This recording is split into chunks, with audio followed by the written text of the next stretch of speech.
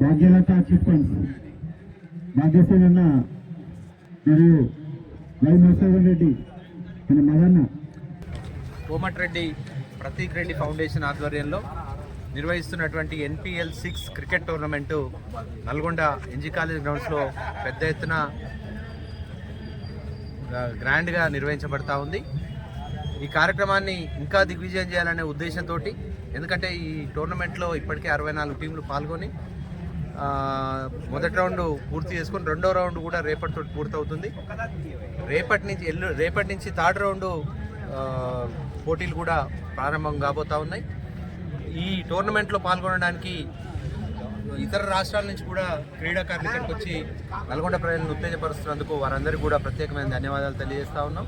ఇక్కడ team managements కూడా పెద్ద ఎత్తున మాకు సహకరిస్తూ, ఈ స్పాన్సర్స్ కానీ అందరికి కానీ సహకరిస్తూ ఈ టోర్నమెంట్ ముందుకు తీసుకుపోతున్నందుకు వారందరికీ కూడా ప్రత్యేకమైన ధన్యవాదాలు తెలియజేస్తూ ఉన్నాం. అదేవిధంగా ప్రతిరోజు కూడా ఇక్కడ ఎంతోమంది దాతల సహకారంతో ప్లేయర్స్కి రోజు ఒక 150-200 మందికి భోజన వసతిని కూడా కల్పించడం జరుగుతూ ఉంది. వారందరికీ కూడా పేరు పేరున హృదయపూర్వక నమస్కారాలు తెలియజేస్తూ ఉన్నాం.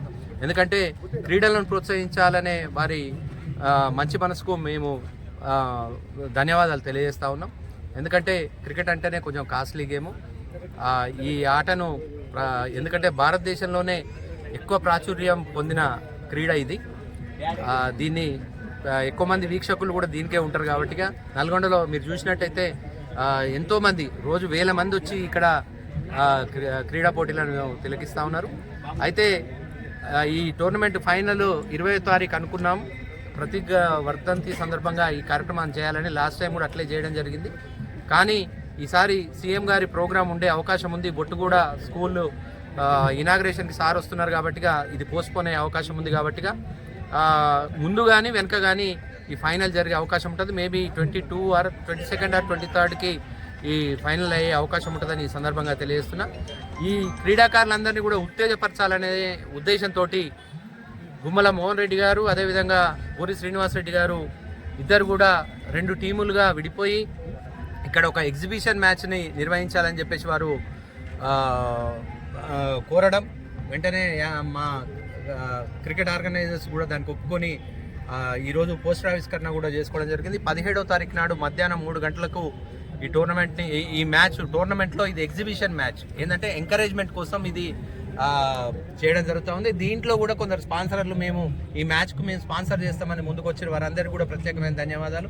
ముఖ్యంగా భాగ్యలత చిట్ ఫండ్ భాగ్యశ్రీన్ గారు, అదేవిధంగా మంత్రి కోమటిరెడ్డి వెంకరెడ్డి గారు, PA గారు మధుసూదన్ రెడ్డి గారు, అదేవిధంగా మాజీ కౌన్సిలర్లు సయ్యద్ సమద్ గారు, అదేవిధంగా జూలకంటి శ్రీనివాస్ గారు మాజీ కౌన్సిలర్ కూడా ముందుకొచ్చి మేము ఏంటంటే ఇదంతా ప్లేయర్స్ని ఎంకరేజ్ చేయడం కోసం ఈ టోర్నమెంట్ని ఒక లెవెల్కి తీసుకుపోయే ఉద్దేశంతో చేస్తున్న మ్యాచ్ ఇది.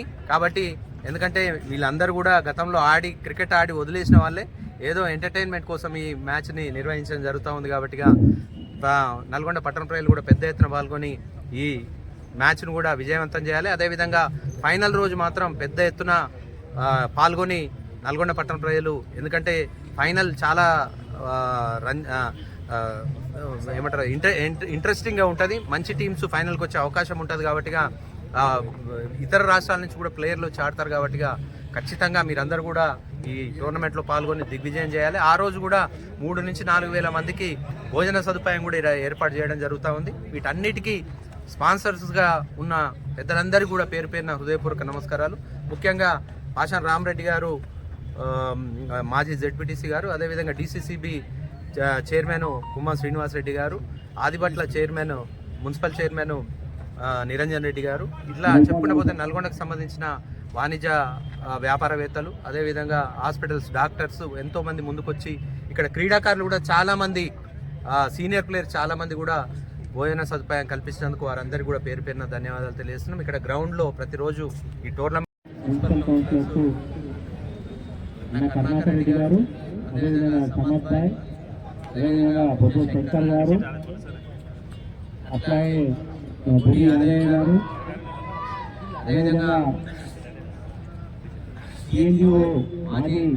and welcome to the Gummala Mohan Reddy Garu and